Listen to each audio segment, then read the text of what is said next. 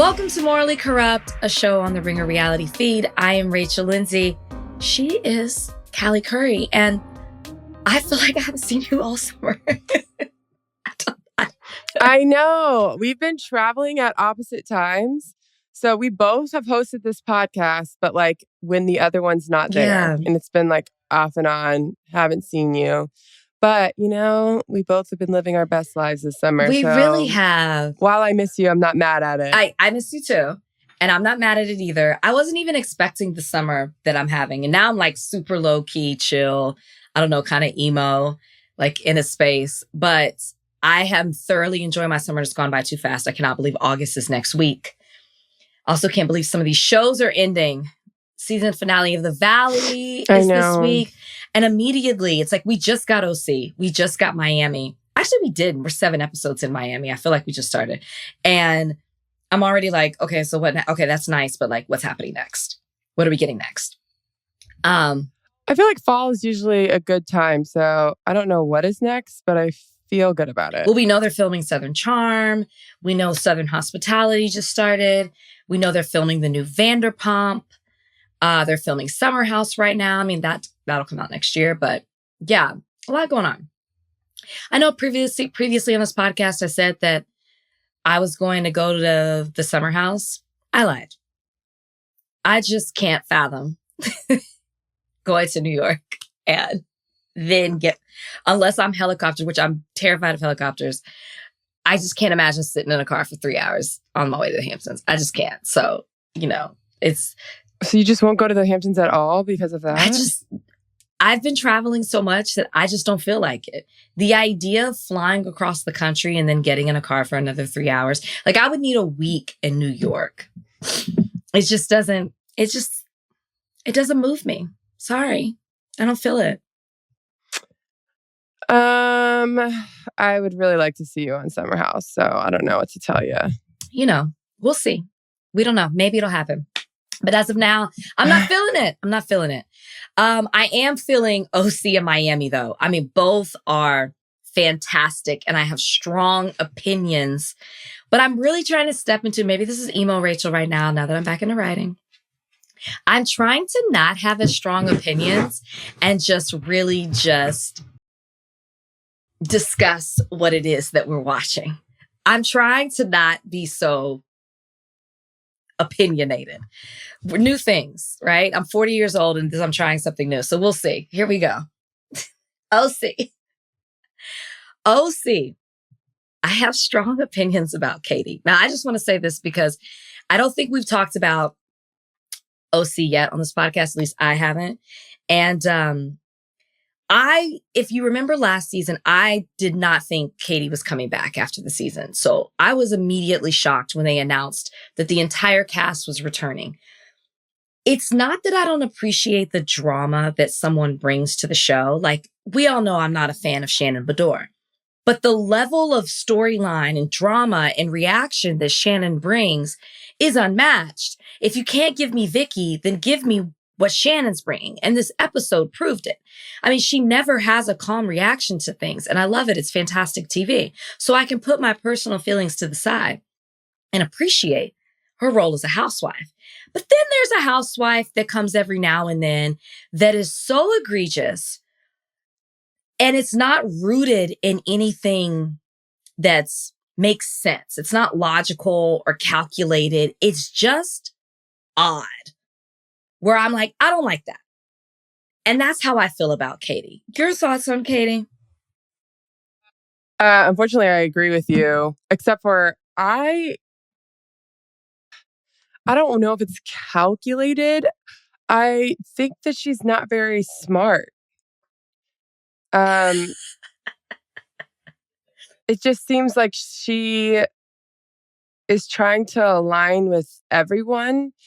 And if you're aligning with everyone, then you're enemies with everyone. Yeah. And she keeps doing it. Yeah. Why are you going to Alexis about Shannon and then befriending Shannon? It doesn't make sense. It doesn't make sense. And there was something like this episode, when she was met up with Gina at the spa, she and Gina were talking, and whatever Gina was saying, she was going, me too. And I go, oh, she's a Me Too'er. I was like, I didn't realize about her. And there isn't... Not a Me Too'er. There's a lot of meanings with that, but... There isn't a desperation that's... I mean, obviously her actions are, but it doesn't feel desperate like Old Girl on Miami. But there is this desire to be well-liked that's coming out. Like Old Girl in Miami, I can't even think of her name, is a fan. Who are you talking about? In Miami, the new girl. She's a fan. Oh, I love her. Great. We'll talk about that. Sorry, not hate. See, I've already gone off the deep end. I don't hate her. There's two people in this world that I have those type of feelings for, and it is not her. I strongly dislike what she's bringing this episode, but that's not what Katie quite brings. But Katie said something in the first 2 episodes where when it was found out that she recorded Shannon, where she was like, she confessed, I was trying to be too strategic, or I came in a certain way. And she's like, I shouldn't have. She thought it was kill or be killed. Or eat or be eaten, something like that. But it's still like, yeah, Tamara has that vibe to me too, but she's not running around telling each person what they want to hear and then either forgetting or pretending like she forgot the things that she did. The forgetting and pretending that she doesn't that is what pushes me over the edge. Like, at least stand on it if you're going to move this way. Tamara is very messy. But for the most part, she stands on her decisions. Yeah. I mean, it's also, even if they're wrong, it's also the joy she seeks in, like, being on coming from reality TV. There's a level of interaction that you don't do. I've publicly mingled with bloggers, but I'm more so do it as in, like, you know what? I don't mingle with Bachelor bloggers really, except for Zachary Reality, and he really talks about everything. And I don't mingle with him. Like, I've done his podcast, or, you know, like, I'll say hello because he's a nice guy. And I actually encourage him as he's like was starting up his media persona. You know, like, I was like, you know, giving him advice and stuff in podcasting because I try to do those things. But I don't. You can be nice to bloggers. You just can't give your bloggers tea about other people that you're supposed to be friends with. But I also don't really talk to Bachelor ones. Like, majority of the ones I know are in Bravo because I do a Bravo podcast. It's like, I can't imagine, like you said, giving tea or sending voice notes or having Instagram phone calls, really being invested because it's messy. These people make a living off of the mess. Like, their goal is to not to necessarily buddy up and be friends with you. I mean, it is, but with an underlying purpose.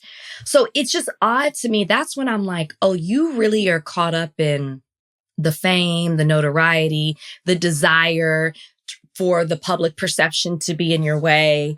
It's just, I'm so confused by her. And Shannon says it this episode, Shannon's like, nothing you've done adds up. And I was like, she's right. She's right, except for the paparazzi pictures. It doesn't, and I think that's because those are paparazzi pictures. I think that nothing adds up because it's hard to know why she's doing what she's doing. Like, I'm like, wait, what was the point of that? Like, why did you do that? Like, why did you record Shannon? For what? Well, she says because she wanted her husband to hear it. Yeah. No, I know. But she went and played it for Alexis, so that's not even true. Wait, do we believe that? But do we believe Alexis Bellino? I do too, because why would we believe Katie? I mean, she's just, I don't believe Katie. And if she is telling the truth, I don't believe you've Katie. cried wolf so many times. Jen we can't. Is scared of her shadow. Yeah. And like Heather said, Jen forgets a lot. She doesn't remember a lot what's going on. She's found her voice. All she is zeroed in on Tamara. She's found her voice for Tamara, and that's all she's focused on. Mm-hmm. Yeah. Yeah, so I believe Alexis Bellino. So in believing Alexis Bellino, I'd love to understand why. What did you record Shannon for? Yeah, Shannon was on her point with like, she was making very valid points. She said, Oh, go ahead. Sorry. Shannon argues in an insane way. Entertaining. So like halfway through the argument, I was kind of like, all right, this is a lot. But I agree with Shannon. If we are going to be on these shows together, and this happened, who recorded? Someone recorded on Salt Lake, right? Yeah. I don't remember who it was, but someone recorded on Salt Lake. Britney. Oh, it was Britney. Very similar energy to Katie. If we are going to be on these shows, those things can't happen. And even with the blog stuff, when we get too into the bloggers and like all that stuff, I don't want that either. I just want our typical housewife drama. I will say, being 3 episodes in, like we are only 3 episodes in, and we've seen, I don't even know how many. Like they started arguing from like right when they saw that little red dot recording, we got arguments. We got drama. And we really haven't even gotten into the Gretchen of it all. Like this is what makes this season good, because Gretchen was the drama, the thing that was teased to stir things up this season. We had no idea that when it came out that Katie recorded Shannon, I said, "Oh my God, we're in episode 2." When we figured that out. And Shannon's like, she's not changing. That's going to ride it. It's going to ride out through the whole season. And even the other women are, reaffirming it. They're like, I don't think you can come back for this. And I agree. I know the women, we see a lot of that this episode where the women are trying to equate, well, how can you have a problem with this, but you can excuse Tamara's actions? I'm on the same level as Alexis Bellino. I'm on the same level as John Jansen. And it's like, I don't think you're getting, and that's what was frustrating me about the argument with Katie. Katie really was trying to defend herself. She came in first, and then typical Katie, things get confusing and whatever. And she was trying to defend herself. And I agree with Shannon. You recorded me. That is illegal. California is a 2-party consent. You cannot record somebody without them knowing. I agree with her. It is such a violation. And the thing is we went through all season and we didn't even know that. And so and to Shannon's point, I've taken up for you. I've defended you. And you were secretly holding on to this for what purpose? For what? Exactly. That's what I don't understand. And again, listen, Shannon is good for reality TV. That being said, I don't find myself like agreeing with her like hysterics most of the time. And like multiple times during this conversation, I was like, yep. Like she was right. And she was making good points. Why did you go into that conversation trying to defend yourself instead of just being like, I apologize? Yeah. It's the wrong thing to do. This is why I did it. And it's not okay. And I'm sorry I ever did it. I should have never done it. There's nothing I can do to undo it. I apologize. Yeah. And even then, she probably wouldn't have accepted it, but at least you did the right thing. At least you tried. At least you did the right thing. But she, I mean, and like Katie thinks she's right because she doesn't match Shannon's energy. She's like, because Shannon's like, are you crazy? Calmly. Shannon's like, I'm really concerned about your mental health. And she's like, me? And she's like, mine? She yelled at one point. And I was like, yes, Katie. That was the one time I was like, yes, yell, get activated. But yeah, she's like, I'm worried about you because of the way you're reacting. It's like, no, Katie, when people, Katie has a Gen Z stare. Do you notice that? The Gen Z stare is all the rage people are talking about. It's like this. What is the Gen Z? It's like this. What? It's just... This is a thing? Yes. It's just... Ashleigh knows. It's just a deadpan. Producer Ashleigh, our producer. Are you Gen Z? Am I allowed to ask? I am Gen Z. Don't do it, Ashleigh. I'm a You're Zillennial. Gen Z. I can't stand when they do this. You're Gen Z. You're Gen Z. Is she actually or no? I mean, I'm 1996, so I'm right in the middle. But you're on the border. Do you know the Gen Z stare I'm talking about? Yes, and I have it. Ashley actually does have it. I do. I do it a lot. What? Yeah. So it's like they're listening. You know how like when we talk, we're reaffirming, we're like nodding our heads. Yes. We're like dead in the eye. We're like, like there's no doubt in your mind that I'm hanging off your every word. Gen Z is like this. They just deadpan, but they are listening to you, or they avoid contact altogether.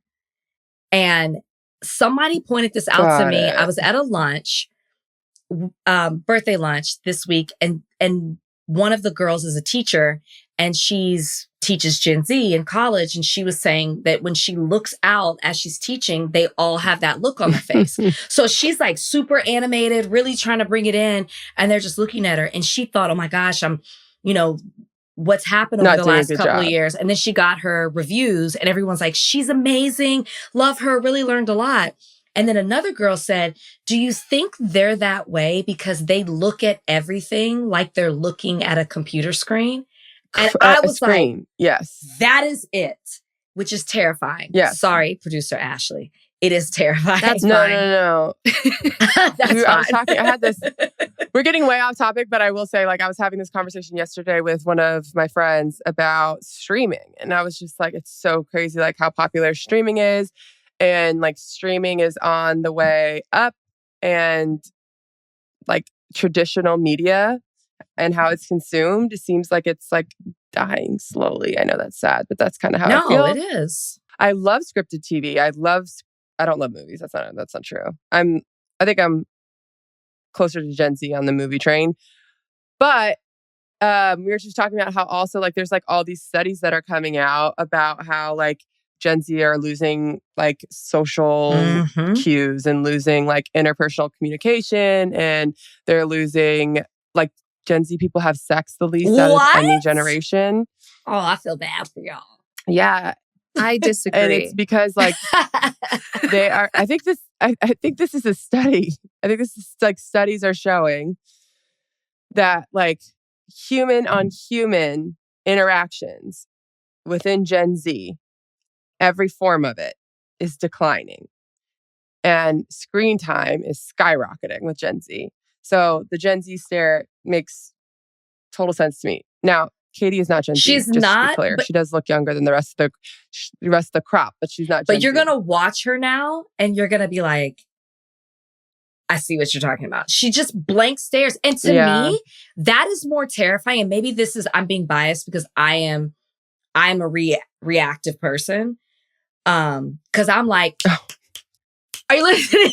What did you hear what I said? Yeah. And I hate when I don't know if someone's listening or not. I'm like, hello. And they're like, keep going. And I'm like, okay, well, I don't know if you're listening or not. Reaffirm what I'm saying, cosign something. 100% agree. So when Katie stares like that, I just want to clap in her face. Do you hear the words coming out of my mouth? That to me is more terrifying because I just am not used to that type of communication. And you know who's not used to it? Shannon Bedore. I'm telling you, I think if Katie between Phil, Earl, Sam, Gil, Bill, Jimmy, all the people she bringing from that damn show, ain't none of them close to Gen Z. We'll talk about that. I think that if Katie matched Shannon's energy, I don't even think Shannon would have as big of a response. But I think she gets frustrated at how Katie's responding that she's like, ah! Now loses her mind. You just named I agree. all those men. Shannon, just just wear a Love Hotel t-shirt. Just wear the merch. Tell everybody the show's dropping and Did it you comes watch out. it? No, but I was confused because I fell asleep on the couch one night. And YouTube TV, it knows what I love. And so if I'm watching a show and it goes to the next show, it plays a show on Bravo that I'm not watching. So the Love Hotel, when I woke up, was on, and it was the end when they were deciding if they were going to leave the hotel with the guy or not. Stay with them. So when I saw Phil, I was like, now, weren't you there for Giselle? But Phil wants to be famous. And I know that on a personal level because of somebody reaching out to me about Phil, to help Phil. Well, I think that a lot of the guys that went on the show, if you're going to go on a reality TV show to date housewives, you have to be at least a little bit comfortable with the cameras and, all that's going to come with going on this show. So I agree with you that he probably wants to be famous. That being said, I have heard from multiple housewives on that show. Luann, Shannon, and I think Giselle. I don't think I've heard much from Ashleigh, but it seems like they became friends with a lot of the guys out there. I could see that. You know, like the older you get, you aren't bothered by as much. Like you don't play the same games. And I think you can easily be like, let's just be friends, you know, like let's just be cool. Mm-hmm. But I also think, this guy Phil wants to be famous. I know that. Okay. I'm sure there's a few of them that do. But it's just funny how they're all like, wait, I have met like 3-4 people from this damn hotel. Now, I do believe that Shannon knows the Love Hotel aired. Yes. Before this season came out. So I don't think she's even cross-promoting the show. I think she's just like, I have a new... I think she's just like, I have a new batch of men that I can choose from for these things. Shannon likes to have a man on her arm. Period. She does. Now that is true. She absolutely does. But that's what I think. But this episode... Phil, of course, was eager to be her plus one for this filming. He was. Date. He was asking a lot of questions. Okay, now which one is she? Okay, so we're not talking to her. Okay, so there's no chance of y'all being friends. Phil, shut up and let the ladies talk. You're doing too much. He's trying to give us some inside scoop. Yeah, Phil, shut up. Even when I think he was talking to Katie's husband at one time, and I was like, Phil. Also, I really need Ryan to stop wearing the sweatshirts with the jackets. He truly dresses. Now, as a person who... Blazer hoodie? No, as a person who has an age identity crisis and believes that age is a social construct, and you can't tell me I'm not in my 20s because everything, my entire being, except sometimes when I wake up in the morning, feels younger. I understand the need to like dress and feel young, which is what I feel like Ryan is doing. The Ed Hardy, even though Ed Hardy is back, but it's the kids who are wearing the Ed Hardy. Ed Hardy is back. The sweatshirt with the jacket, that's from a different time. Like Ryan, I just need him just to act right. I don't know. I'm bothered by it. Not bothered, but he's just, ugh. He's just, ugh. Like Ryan just had knee surgery and they were like, we don't know if he's coming. You think Ryan is going to miss an opportunity to be in front of the cameras? I mean, Jen was like, he's coming. Yeah, Jen going to be by herself. Your knee, you're coming. Oh, but I'm sure it didn't take much for her to convince Ryan to come. Ryan's like, whoa, look at this place. Whoa. He didn't have a limp, did he? Or did I miss that? He did have a limp. I was interested in the venue. I will say that. I love a good cult. It was a church, right? Mm-hmm. Oh, is that the cult? Very culty church. You said what? Very culty church. No, they said it wasn't a church. They said it used to be the headquarters of a network. A Christian broadcast network.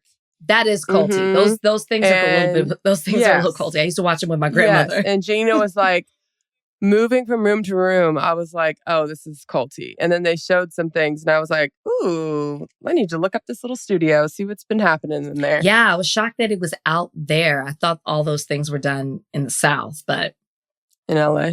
Yeah, no, in the South. you mean like Dallas. Yeah. There are a couple Daystar. Like there's a couple of of them out there. That was. Well, there's plenty of Gretchen Rossies in the OC. Yes, so. Gretchen. Thoughts on? Are you excited for Gretchen to be back? I am. I loved Gretchen on her. I don't even know how many seasons she was on, but during her time, I liked her. It's crazy to me that her and Slade are still together. You just never know. They did really prove it. They did really prove everyone wrong. So I will say that. But I'm happy about Gretchen because she is not scared of Tamara at all. And Tamara lives for these women to be scared of her. You know, we know Gretchen is fearless. And if you don't know from anything else, you know from the hair. The fact that she is still rocking that hairstyle at that age. The higher the hair, the closer to God. I mean, that is stiff. That hair at that age, like it ages her so much. And it's the length of it. Maybe if it was longer, it'd be a little bit better. But I said, that is a fearless woman. She said, I'm Gretchen. I did think it was funny when Tamara was like, oh, Gretchen's back. Does she have a nose? Because she doesn't on Instagram. And they showed all the pictures. And I'm like, all of you guys are heavy with the face she was like, what did she say? She said, I think Emily was like, what'd you think of Gretchen? And she was like, I thought she had just gotten off.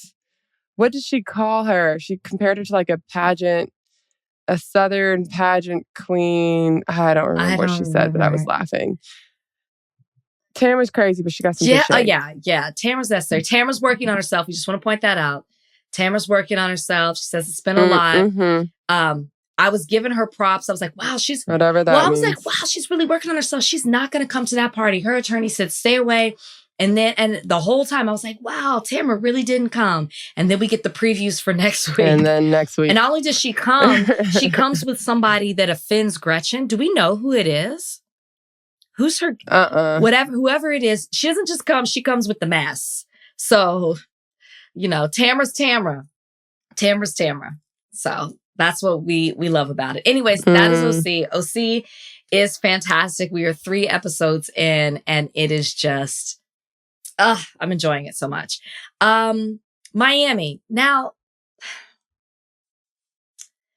we clearly disagree. And I would like for us to both make the case. What is her name? Stephanie. I would like us to both make the case, argue our sides, because we are completely on different pages when it comes to Stephanie. And I 100% believe I'm right. But why, Callie, are you a fan of Stephanie? And how? I have to ask. Stephanie is what I like in a housewife. Do I find her a tad extra? Yes, but I'm okay with that. I watch Housewives to watch very rich women act insane. And Stephanie is giving me that. And because she has this wealth, she is able to throw around a little bit of power. Like when new housewives come and they're like a Jen on OC, when new housewives come and they don't come with all of that, the women feel like they can bully her and, talk down on her, use that person as a number. Whereas Stephanie, you see Larsa sucking up to her. You see Marisol sucking up to her. Like, that is what I want. I want someone who can come in there and actually really be themselves and not try to have to fit in. And I love watching her throw around her wealth because she certainly does. She loves displaying how much money she has. And then right along with that comes the people saying that she's not even that wealthy. Oh, they are? And that is what I want. Is that what TikTok said? That is what I want. Yeah, TikTok is saying that they owe money and they take out loans and yada, yada, yada. Now, is that true? Not true. I feel like that happens whenever someone comes on the show with money. But yeah, I'm excited for it. I love it. Love seeing her on her plane. Love seeing her different Birkins. Love seeing all of it. Okay. I was with you till about 5 minutes of her appearance on the show. I was excited for her to come on the show. And not because she's the ex of Anthony. I just was like, wow, she seems younger, even though nothing about her dresses like that. She dresses 10 years older than she is. When she said she just turned 40, I was shocked. Shocked. Not that she looks old in the face, just she carries herself like an older woman. Well, yeah, I mean, she's dating someone 30 years older than her. So. And the TikTok is saying that the way she said she met her husband is not the truth. Did you see that? Mm-hmm. That's another thing. If I saw it, I know you saw it. Yes, I saw that. And also, people are wondering about the distance of her sisters, which I do always find interesting. So there's just things with Stephanie that I'm interested in. I like it in a housewife. Nobody believed her story that when she was 26, she met this guy at a basketball game. And then she literally said that she wasn't into him for his money or something like that. It's girl, I like older men at times too, but you clearly knew that this man was rich. And then, the allegedly she was the assistant of his wife and basically stole her life. But I would love to know if she actually was, because also wasn't she dating Dr. Nicole's Anthony, husband? but I think no, married. They were married? No, they weren't married, but she explains it. She's like, Anthony was my father's attorney. And she was like younger, like she made it seem like she was like 20, 21 when it happened. That's what she said. And she was like, he's a really nice guy, blah, blah, blah. Okay. She said it. But this is why I'm not a fan, because she is one. And my biggest pet peeve is when somebody comes on the show and they're clearly a fan. I can't get it out of my head. It warps my entire perception of you.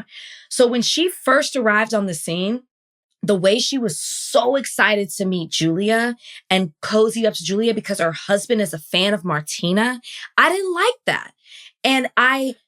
But I think that's different. People are going to be a fan of Martina. That's different. That doesn't have to do with the show. Be a fan of Martina. Don't then try to like the way she was with Julia. She knew too much. And then this episode,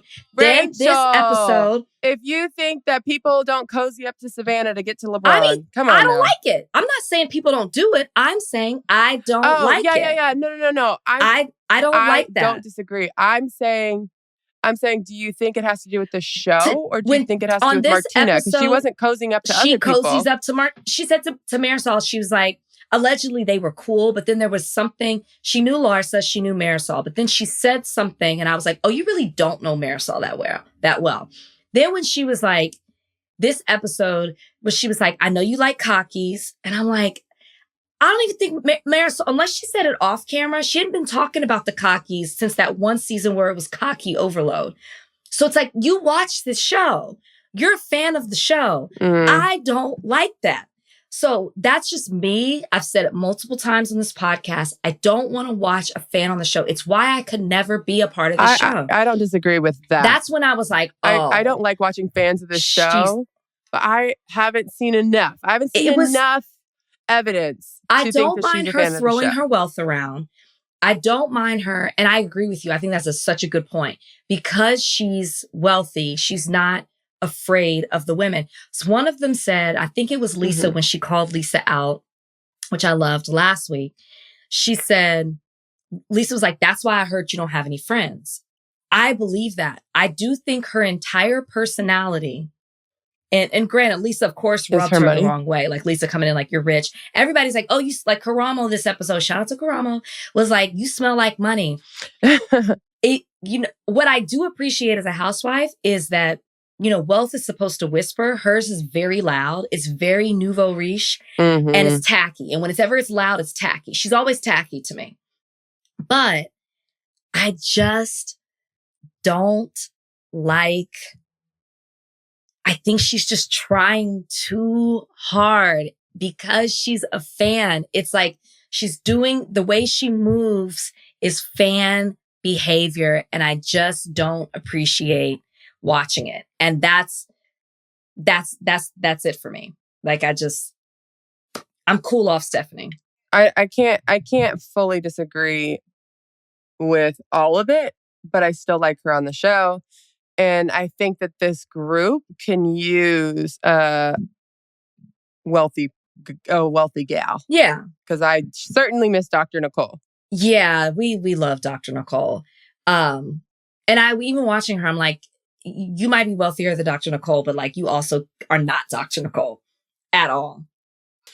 I don't know if she is or she isn't, but Dr. Nicole has way better taste. And personality. Like I said it, and you kind of touched on it. Her entire personality is her husband, the wealth, the money, and the business. Like, that is all. That's it. And even when she tries to make a joke, she's like, boogers and Birkins. It's like, you know how I feel about people using alliteration as humor. Alliteration is not funny. Please stop doing that. Please stop. It's not funny. I really need that kind of behavior to cease. But yeah, that's my Stephanie rant. I had higher expectations for her. And even when I see her try to implement herself, I do like like I said, she stood up to Lisa. I like that Alexia might be my favorite. Alexia might be my favorite. Oh, she is the Teresa of Miami. She might be my favorite. Oh, she's absolutely the Teresa. She might be my favorite because even when she's shady or she does a dig, she says it so casually that I'm like, yes, Alexia. When she's like, well, you might be a narcissist too. Oh, she's like, oh no, honey, I'm not. I'm an empath. Like, I really just love Alexia. She's like, I'm too much of an empath. I'm not so full of myself. Like, maybe you are. Which she is. Maybe. Which she is. I know. Everything about her. So I do appreciate the back and forth. And I appreciate that in this episode, we see her where she's like, I'm not going to just jump.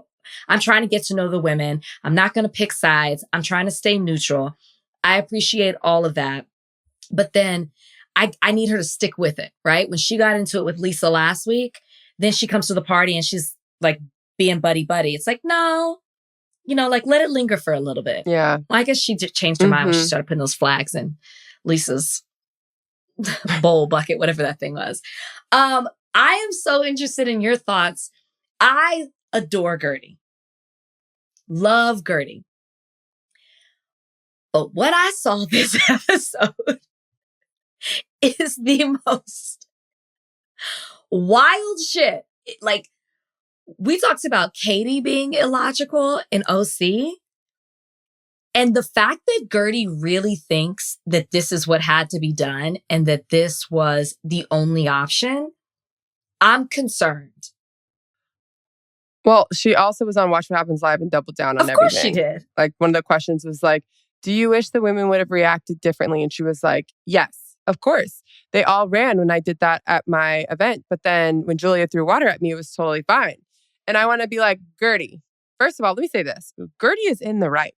I believe Gertie. I do too. I think that Gertie is 100% correct with how she's feeling. And I think Julia is insane. I think Julia's lost her mind on for many reasons. And I like Julia, but I don't really understand what's clicking upstairs right now for her. The Julia of it all, Gertie is correct. That being said, at a cancer's survivor event, do I think you hijack it and put text messages on the screens after giving a 3, 4, 5-minute monologue on how you were right is the correct decision? No, I do not. I think it's absolutely batshit. And I cannot believe that her husband didn't step in at any time. Russell, the reason one of the reasons this marriage is successful, because Russell knows when he just needs to like bow, like stay in the back. You saw him sitting on the side of the stage. Russell was like, I ain't in it. Let me grab my flowers. Let me sit next to my sons. The sons are the same way. Everybody when Gertie is on having a tantrum, everybody just gets out of the way. I'm not going to say that, but it reminds me of somebody else I used to know. They let this person just do their thing and then they let them calm down and come back. And that's only the way that it works and it survives. And I think that Russell was never going to step in. But what Russell should have known is that he shouldn't have gone up to her and said, Julia, talk to me. Julia thinks you're good. But the fact that in Gertie's mind, Julia thinks we're moving forward. And somehow she said, I must teach Julia a lesson so everybody can see the truth while I have this moment. Let me put up a text message that shows absolutely nothing and also, humiliate her. Long. Paragraphs. Yeah, I'm Larsa. I'm not reading this. I'm not reading this. I am Larsa, but her being like, then I got to the second sentence. I was like, maybe like third or fourth paragraph. Then I would have been on your side. Second sentence, you can read 2 sentences. But it was too long. It was too much. And it is not the time or place, Gertie. I'm on your side. I agree with you. Not the time or place. I would have been beyond embarrassed. Like, knowing I'm one of the housewives who's involved in this drama, I would have left. Now, I would have texted Gertie and been like, I am on your side. I just don't want to be involved in messiness at a cancer survivor event. I think Gertie really thought in her mind, because they're all gathered here to celebrate life and it's all a beautiful moment, this is probably the only time where I can get these people together to then slide this in, because they can't really come after me because I'm over here talking about being a cancer survivor. I really think that's what she thought in her head. But this is the outrageous behavior that only makes sense on a Real Housewife show. This would never, Gertie, the smile Gertie had where she was like, and now let's cue, what did she call it? Rocky Lanes or Rocky Road. She named it something. This is amazing.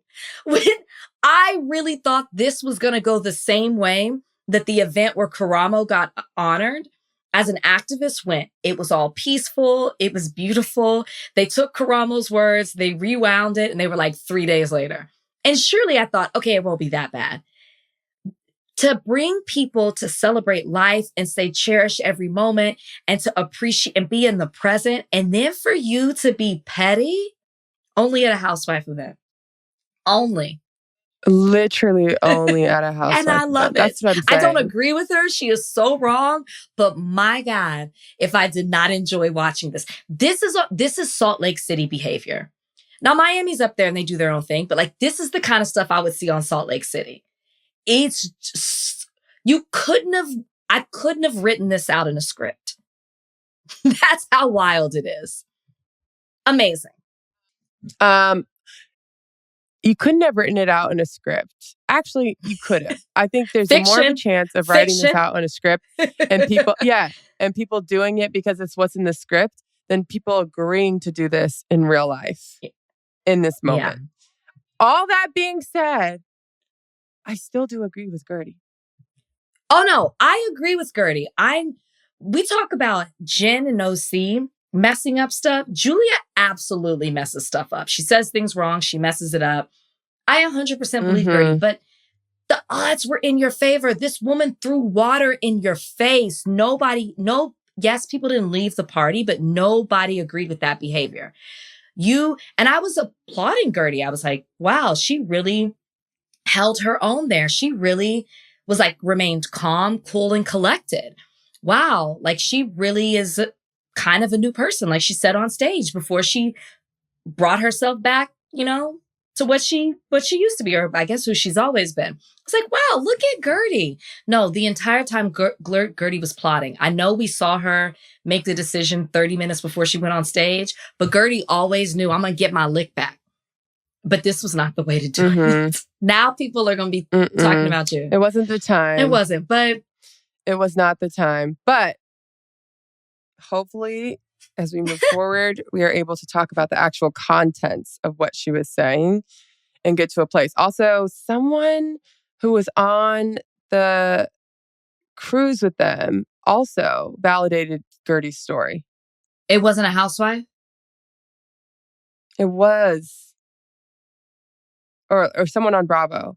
Someone on Bravo, said Gertie's recollection of the events is correct. Julia's wrong. Yeah, I never believed. They were on the cruise. I never believed Julia. I don't know what's going on over there, but I never believed that. We're starting to see, we see the previews for next episode. We see where the split is happening between Adriana and Julia. We're already getting the seeds planted the seeds are already being planted, one, in that friendship is breaking, because we start off with Adriana and Alexia going to meet the boys, and Alexia's like, I'm your Tia, here are gifts, and Adriana's like, I don't have to bring gifts. And in my mind I was like, I don't have to bribe them. Like, that's what people do. They do bring gifts. Yeah, most people do. Yeah, that's what they do. Especially at these ages, like, these kids know what a gift is. Like, you know what I mean? That's what they do. They can't appreciate your company and the time that you're giving more than they can to be like, Tia, Alexia gave me this gift. But we're seeing the jealousy, the split, the lines drawn in that friendship. And then we're also getting the seeds planted that Todd is back in Alexia's life. I mean, she's like, that's my husband. That's my husband. I'm like, okay. And we're back. I don't know what's going on with Alexia and Todd. And it seems each week it's flipping, flopping back and forth. He knows that he has Alexia, and he can pretty much, he's just controlling that situation. Poor Alexia. And she doesn't want to fail in another relationship. I know. It's sad. I know. She reminds me so much of Teresa. Yeah, it's crazy. Yeah, no, really. They are one. Well, that is it on Miami. Both OC and Miami, so good. It's time to shut down Housewives and talk about the season finale of The Valley. All right, Jodi, I told Callie the same thing. Like, I feel like it's been forever since we've seen each other. As much as I've been enjoying my summer, I hate that. I'm so glad to be reunited. Every time I see someone's face on our, rotating cabal of hosts, I'm like, we're doing so many vacations. We're going to beaches. We're doing wellness week that it's just like I'm so glad to see RH. I'm sorry it's under these circumstances, actually. As I was listening to you and Callie talk about Miami, I was like, oh, how fun. Even though they're wild and crazy over there, too. I was like, oh, Miami. What a good time. The Valley? The Valley. The Valley. The and trenches of... Yes, we are in the trenches. And they tried to bring us out of it, or at least they lured us in, under the disguise that this was going to be a Zen party. We were going to Zen our way out of this season. We started rocky. We were going to Zen our way out.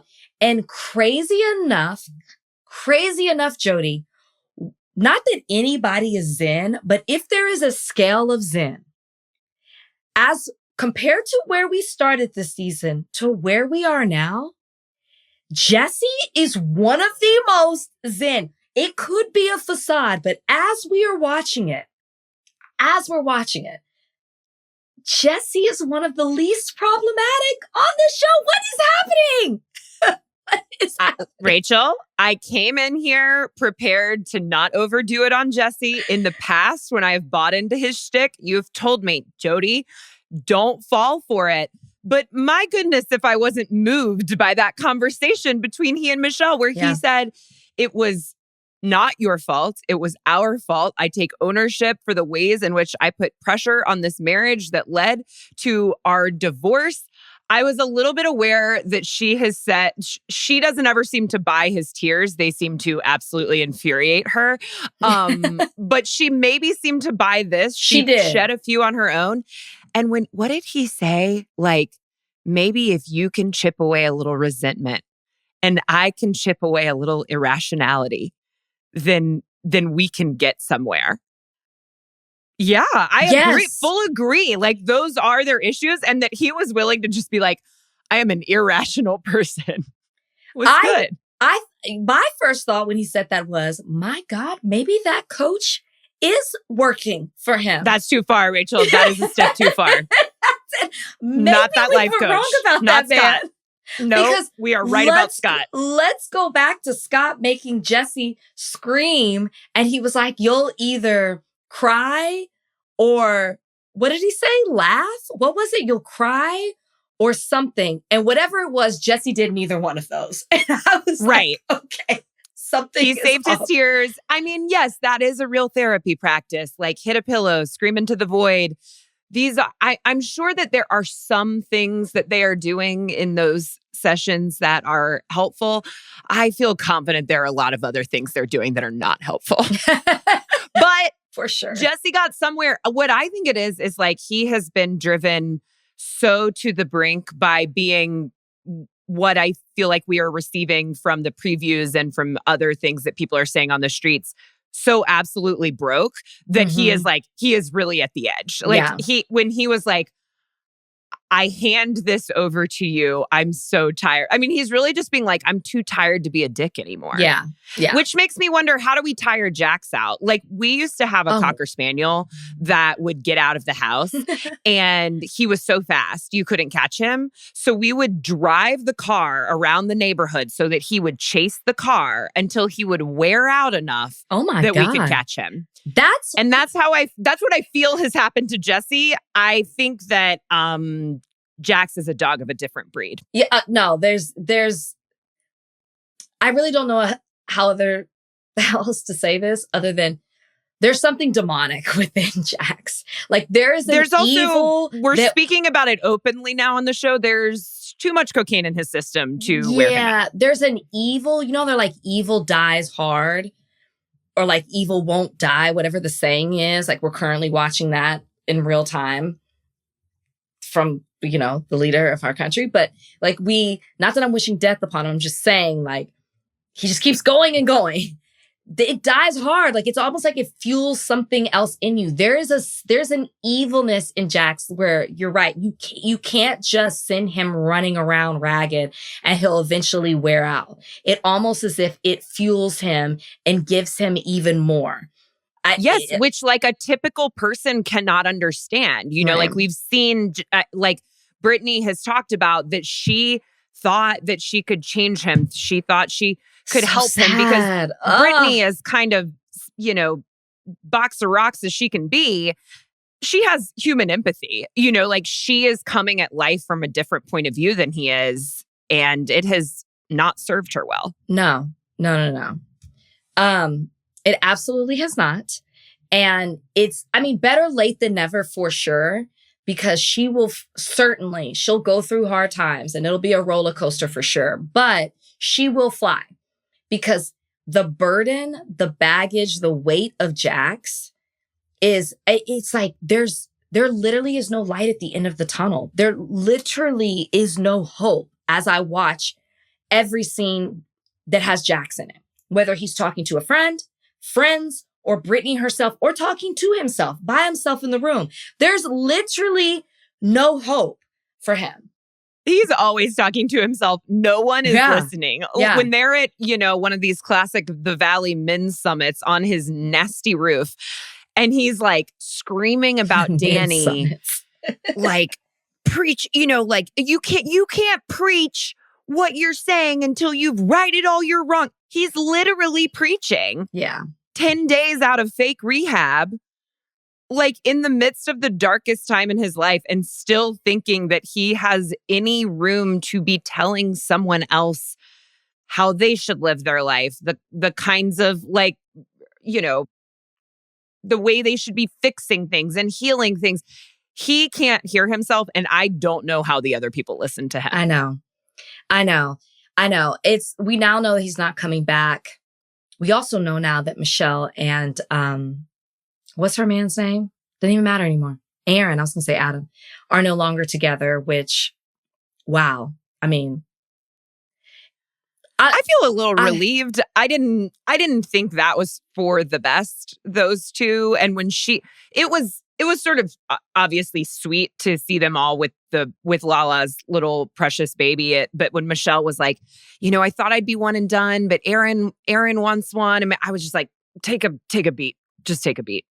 Hadn't been that long. They say the first relationship that you get in after a divorce is never the one.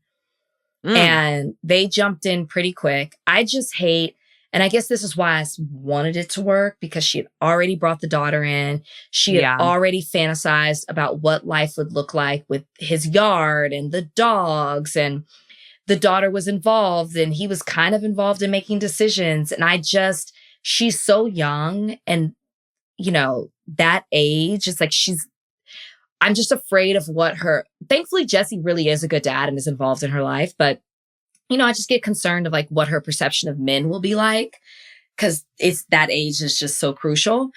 But that's like one of the darkest parts of The Valley is watching these, I guess for the most part, mothers, but also sometimes the dads like worry about their children ending up like themselves, like that Britney is like so worried about Cruz ending up like Jax, and in rare moments of clarity, Jax is worried about it too. That's very dark. It's very dark. It's very dark, which I think a lot of the viewers had a lot of problems with. And I really do think production was like, this isn't going well. Like Alex Baskin tried to defend their reasoning behind keeping Jax and making him so much a part of a storyline on the show. But I think they heard it. This is only going to get worse. They had to, this isn't confirmed, but I think we all are on the same page with this. Go to Jax and say, we're not going to bring you back. We're going to give you the opportunity to let everyone know that you are going to try to better yourself. And even there's certain accusations that are being made about what goes down at Jax's bar. And I feel called.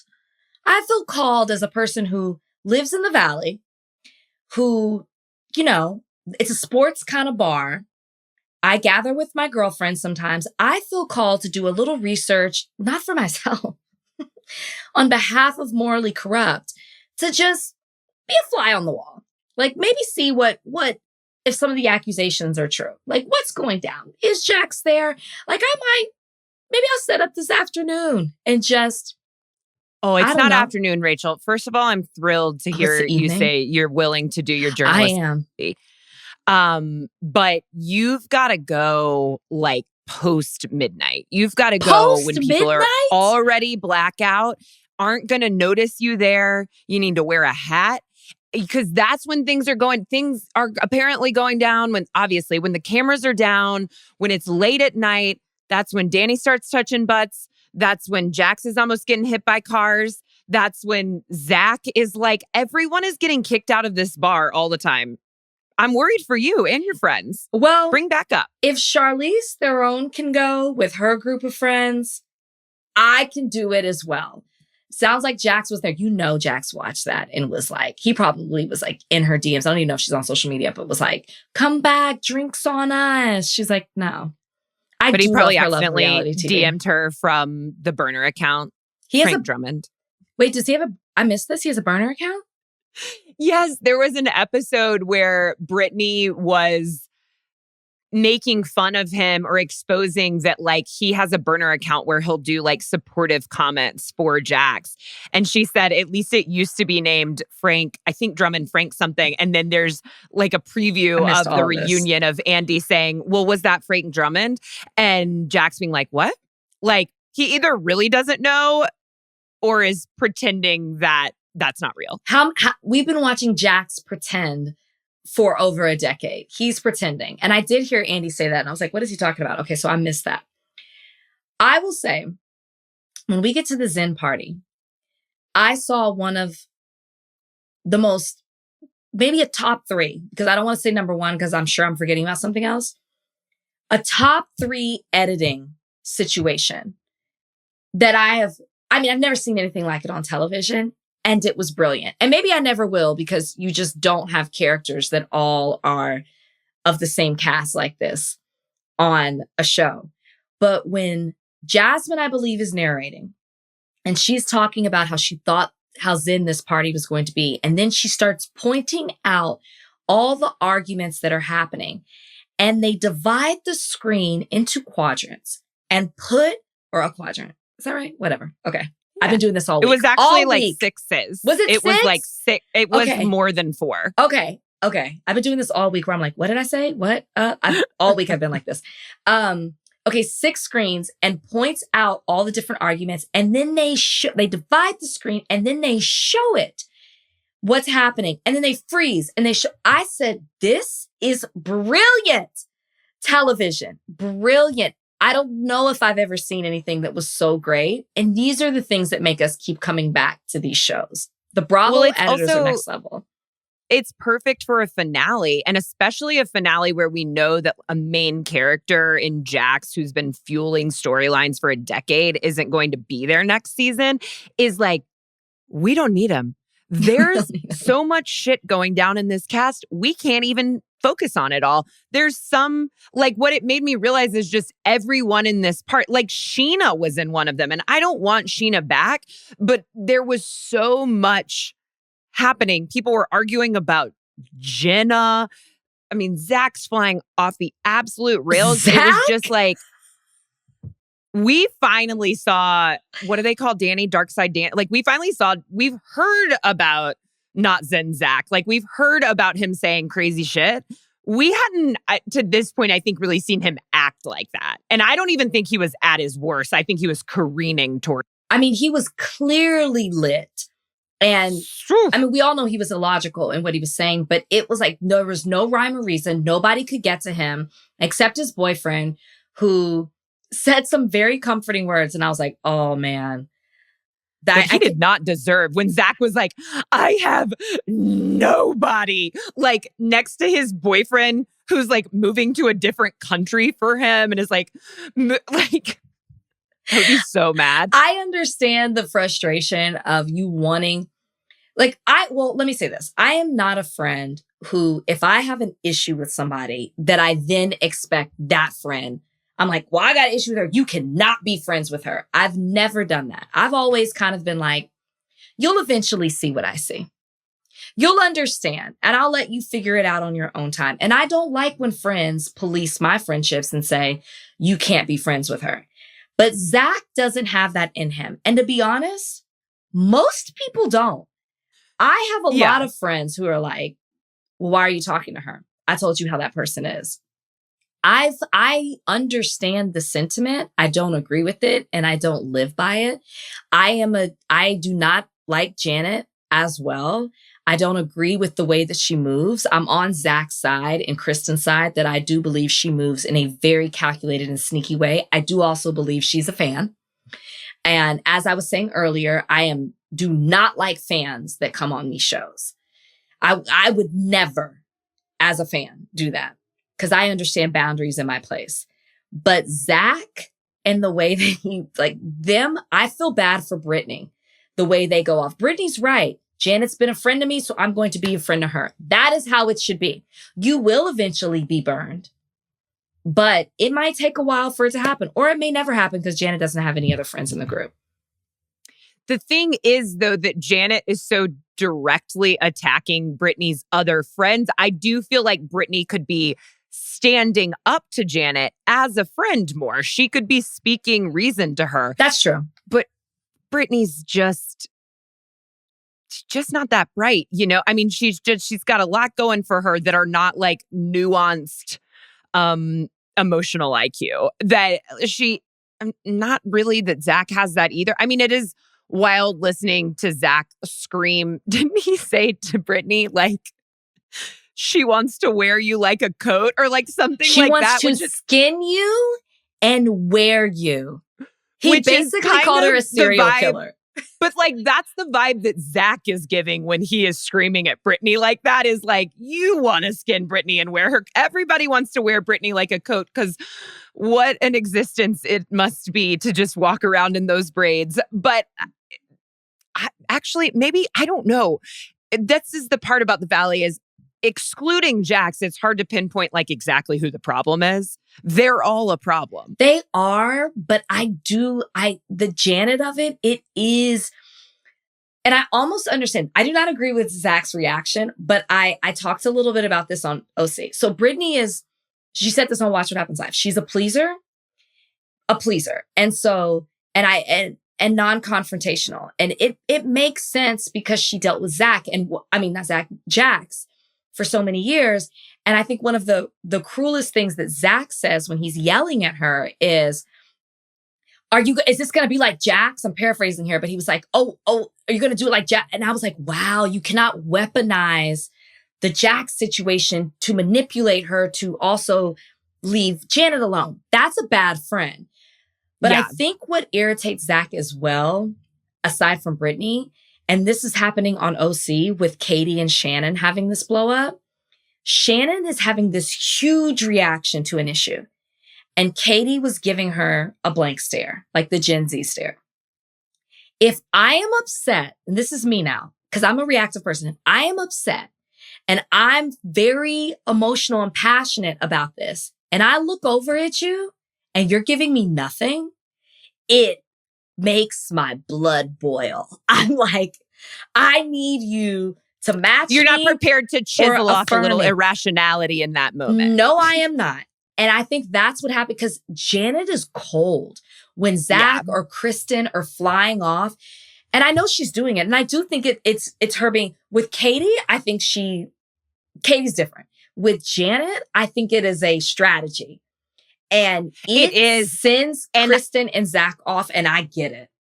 Yes, because they're so emotional. And I don't relate to Janet, but I tend to I see in her the way that she stays really calm and she's sort of like, it almost feels like weaponizes being 100%. rational when she's not actually rational. Mm-mm. But she's able to like the way that she is hyperbolizing everything and making it seem like such a big deal, but she's staying so calm is, I understand that being infuriating. I can myself stay pretty calm in a circumstance and like speak with a lot of sort of like, really understanding everything that's happening here. And I can see how that would annoy a hyper emotional person in a hyper emotional moment. I don't think I do it with intention, like Janet definitely does. When she's like, she is talking about what Kristen said to her, like it is the worst thing in the world. And the only things that she can say is that Kristen called her a whore and a fan. A whore is bad. You shouldn't. And that she was going to beat her up. That she was going to beat her up. But like, and I mean, she wasn't like, I'm going to beat your ass, Janet. She was kind of like, do you want me to beat your ass, Janet?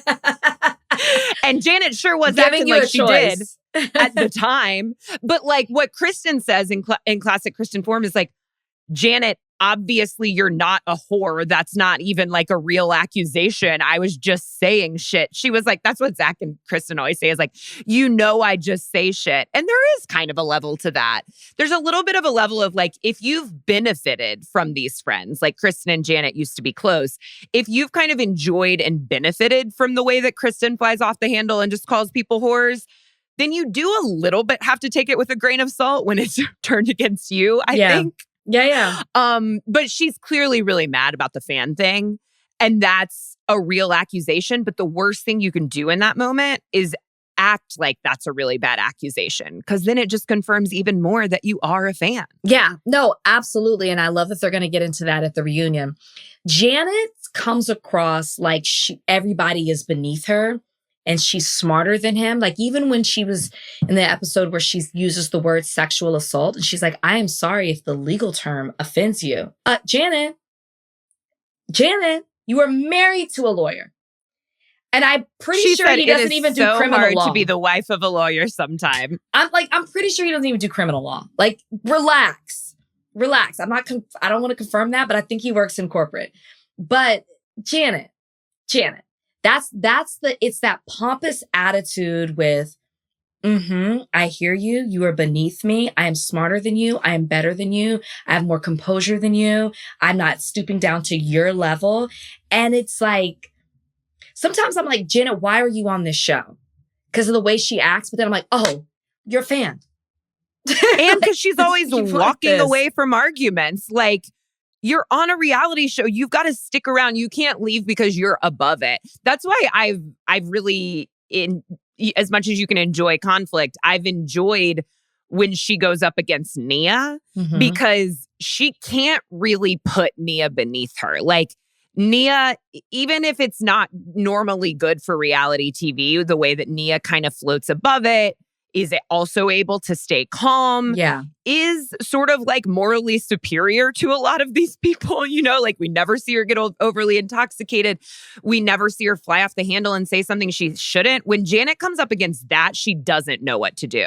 And she sort of cowers to it. Like she does. That's when a good she point. came up to her at the party and was like, I do want to talk to you. Like, and she says in her confessional, like, I do think that I owe Nia a conversation, be an apology, and Nia just won't give it to her. She just kind of has to be like, okay, like there's nowhere else for her to go.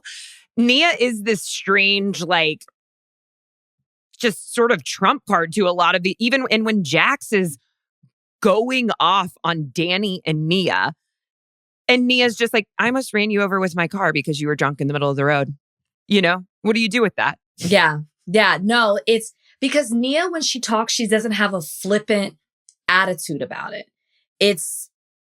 Whereas Janet does, and it's dismissive. Janet's attitude is very dismissive, so it feels offensive when she's talking about it. One of my favorite moments this episode was when Britney, like the light bulb has come on.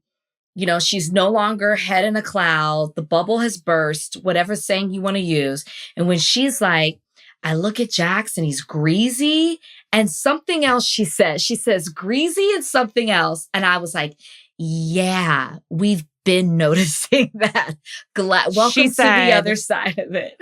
When I was in love with this man, I had blinders on and now I just see a greasy man child. And it's like, that's healing. Like that really that warmed my heart right up to hear her say that, because there is this stuff where like I do feel like she's obviously, no matter what Jax says about her, you don't just get over 10 years in a short amount of time. And that's what he kept saying last episode when we were off, is like, I don't just throw away 10 years like you do, which fuck right off. Like, you made this marriage trash for 10 years. Yeah. And now she's throwing it away. You created the garbage and now she's throwing it away, and it's not easy to do. It is a heavy, heavy lift. Like, and I do, if what is coming from Jesse is real, it feels like that is something he is finally taking on a little bit of, like, Michelle made this decision.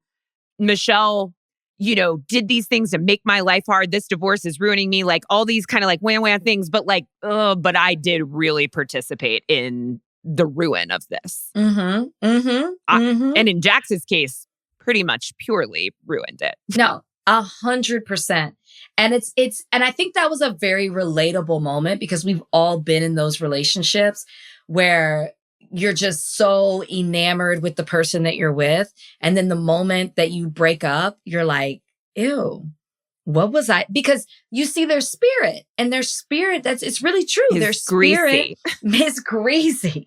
It comes out like it reminds me of Shallow Hal, when he only could see people's spirits and their beauty. And there was that really pretty girl who was pretty in real life, but she was like old and decrepit. This is the second episode of a podcast I've talked about Shallow Hal on this week. Listen to We're Obsessed on the Ringer Dish feed. Is that the movie y'all are obsessed about? No. But we were obsessed with the excerpt of Gwyneth Paltrow, a biography of Gwyneth Paltrow coming out. And they published an excerpt in People where she talked about her Shallow Hal, or she's quoted talking about her Shallow Hal experience. Did she say it was good or bad? Well, she said just like a really classic Gwyneth quote back at the time on like a talk show, where she was like, I found out how differently you're treated as a very overweight person. And I really just feel like every pretty girl should be forced to do that. I have my thoughts on Gwyneth Paltrow. No, so close. Yeah. Okay. Let's come back. Let's come back. Right. I probably just need to join that podcast. I will be listening to the episode when we're done here, just to satisfy, all my thoughts on that. One of the interesting things I do find this episode is, what is your theory as to why Jax is fixated on Danny? Do you think he thinks we're that dumb to where it'll take away from his issues? Because the fact that storyline has been from the beginning to the end of this season is wild to me. And it seems like even at the reunion, Jasmine has still not accepted his apology. At least that's what they're teasing. I just don't understand. Oh, I've maybe missed that part of the preview of the reunion. But I mean, my take is that Jax is absolutely furious that he can't hide anything. He thinks Jax has always thought that he's good at hiding stuff, and he's not. Like, he cannot hide anything. He's so transparent because I genuinely believe his mind does not work like other people's minds. So like, he thinks he can hide things because he thinks he's smarter than everyone. He thinks he's manipulative. He thinks he can get away with things. And so then to know that he's not getting away with it, even though he still thinks he's getting away with certain things, like on a small scale, he thinks that he can invite those guys over to his house, show them Cruz's walk-in closet and big TV, and convince us that he got this condo for Cruz. He still thinks he can get away with that kind of thing. But on a larger level, he understands he's not getting away with what he used to, because he's getting fired from the show, because he had to go to rehab, because his cocaine addiction has been exposed. Like, there are things he is not getting away with anymore. And he's furious that he feels like Danny is getting away with something and that Danny and Nia are successfully hiding something. And I think the fact of the matter is that Danny and Nia are trying to keep a lid on the, darker aspects of their lives. But there's not a ton to be getting away with there, I think Danny has a complicated relationship with drinking and he's not getting away with it. We're talking about it all the time. Right. He's not getting away with it. We know that there's no middle in between. Like he's either wasted or he's not drinking. Like he doesn't just seem to have a casual drink.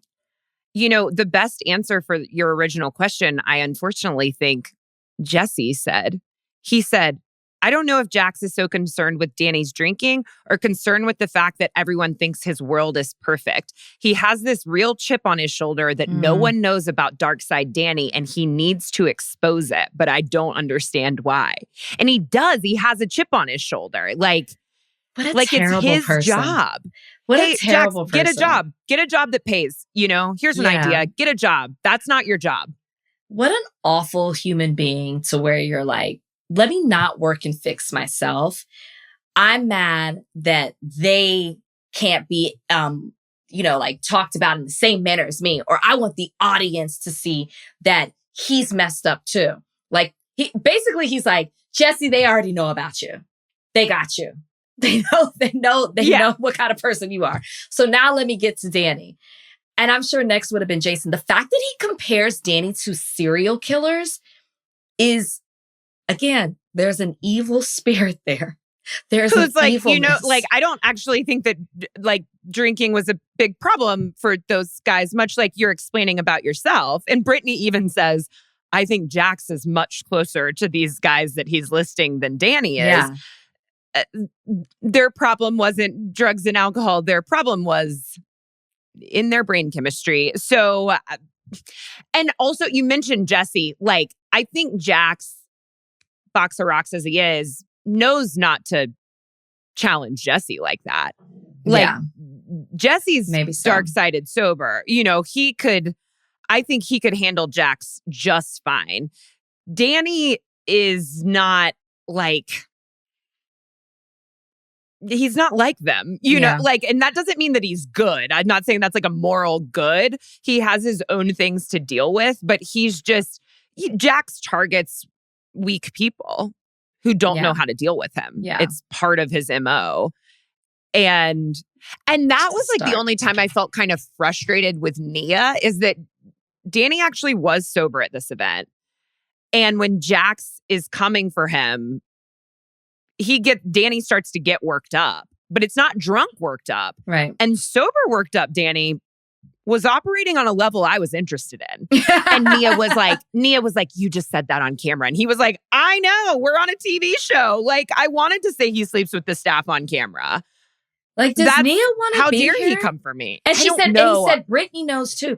I think Nia's doing it for the money, if I'm honest. Yeah. They're trying to get a house. She wants those 4 kids under 4. Or maybe she just, sometimes people just don't, she's never done reality TV. She comes from the pageant world where everything is put together in particular. Yeah, and curated. So I think she maybe misunderstood what it had to be.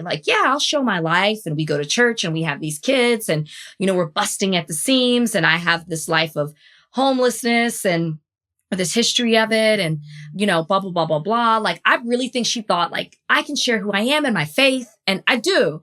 I think that she was just a little naive. That is a tough lesson in humanity to be oh, people aren't interested in my testimony. They're interested in my husband having, a relationship with alcohol that he doesn't have a lid on currently. Yeah. That's what,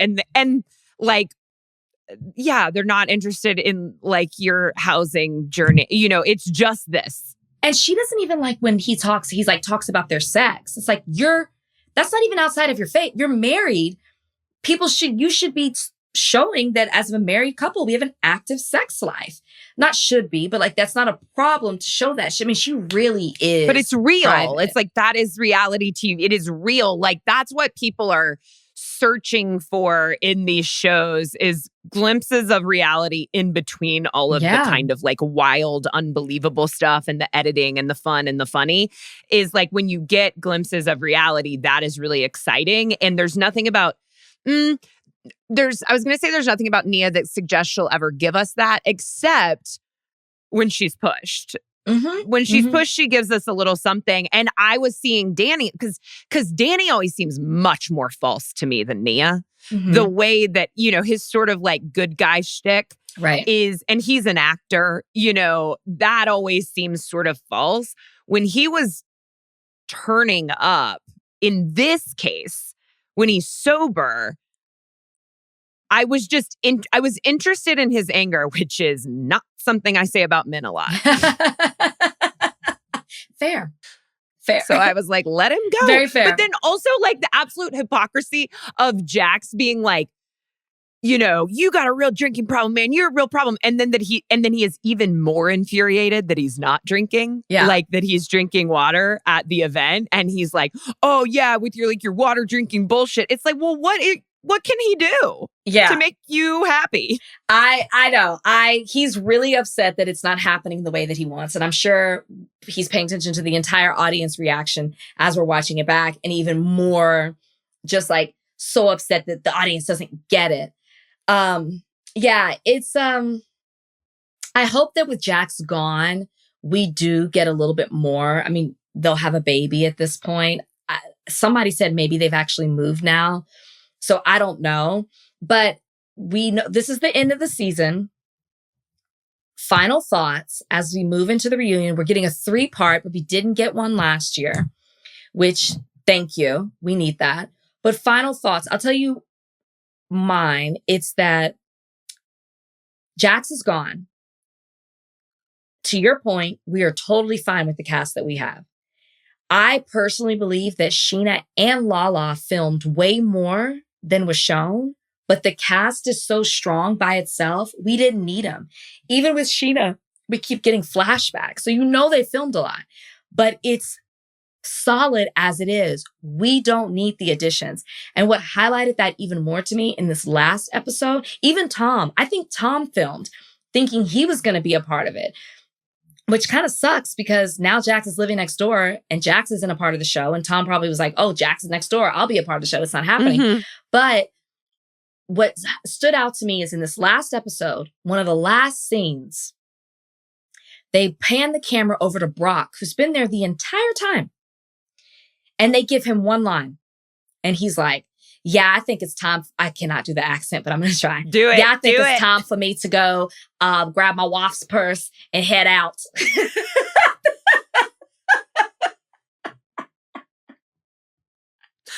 Rachel, that was the bravest thing you've ever done on a microphone. My wife's purse and head out. I said, that was all Texas and no chill. But you know, Australian accents, they do have a little, like, there's a little country in the suburbs. I feel like yes, there's a little twang there. Okay, my wife's person. I thought to myself as I looked at him with that blonde hair, and I thought, bad decision. You've been here the whole time. They gave you one line, and that's what we got. We don't need you. How about you grab your wife's purse and see yourselves just out of the valley altogether? Not this episode, not this season, just go. If they wanted to do a show on just Scheana and Brock and it's a one season because of the information that's coming out on Sheena's book, I'd almost support that. But adding them onto the valley, the little we got, it just didn't make sense. I think the cast, that's my final thought. I think the cast is solid. We don't need the addition of Zach. The 6-part freeze frame on this episode showed that the season can stand alone without them. We have enough. And we're already getting storylines right now that I'm super interested in. Right. So I think my take is that we'll be fine without Jax. The storylines and the Kristen Jodi of it all proves that. I definitely don't want Lala, Scheana, Brock back. Right. I do think the cast would benefit from another couple, from two other, Jasmine and Zach, like more single types, like although they're not single, but their partners aren't as involved. And I don't think it will benefit much from their partners becoming more involved because their partners seem normal. So keep them off. I do think we need a couple more bodies in the room. And I want the casting directors to trust themselves because they found these people, you know, like they found You think we need Jesse. more? But think about how many people we have. Janet, Jason, Jesse, Michelle, Britney, Zach, his boyfriend, Jasmine, Melissa, Danny, Nia. That's 11, 12 people I just named. I know, but the thing about those couples is only one half of them works in each couple. Like, we don't need Michelle, we need Jesse. And Michelle's a body, you know, like you do need that. But she doesn't bring a lot to the show. And so I think there is an element of like half of these people are bringing something. This season, she didn't. First season, she did. And you know why I think she didn't this season?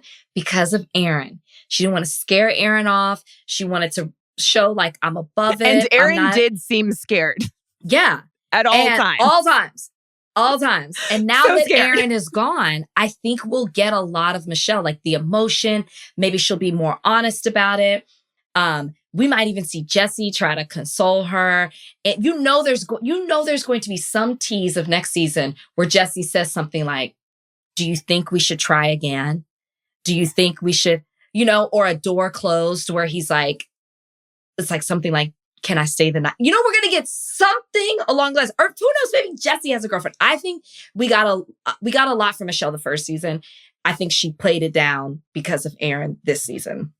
So. There is definite opportunity for the all single people now, like the newly single people, to be bringing in some real drama and with maybe like those are the new bodies. boyfriends and girlfriends. Yes, maybe those are the bodies that you need. Whoever yes, Britney's maybe dating. those are the bodies. I need some warm bodies in the room. But yeah, I feel, I mean, also just, you know, props to the Valley from going from no reunion to a 3-part reunion.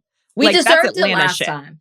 We deserved it true. last time. I think Bravo needs to listen to us. Hopefully somebody is. Share this, pass this along. But somebody needs to listen. It's okay with it is how it is. Maybe to Jodi's point, a couple of part-time bodies. I think if you add the other people from yesteryear, to quote Michelle, it will be a disaster. A disaster. I love the way she says that. I don't You're like how a slow she disaster. talks, but I love when she says that line. You're a disaster. And then he's like, oh, you're a whore. And it's like, oh, these two. That's true. They got a lot more in them. They got a lot more in it. Let me grab my watch and my purse and listen. That's it for us here on Morally Corrupt. That is it. Hope you guys happy to be back. Hope you guys enjoyed this episode. Thank you for listening to our recaps. We will be back on Tuesday. We've got news to cover. We know Michelle and Aaron broke up. Maybe we'll have some more details with that. Something else happened too. But we have not been short of good news. I mean, a lot happened during our wellness week. So we will be updating you guys there. And then, of course, make sure you tune in every Friday for our recaps. Everybody have a beautiful weekend and we'll talk to you next week. Bye.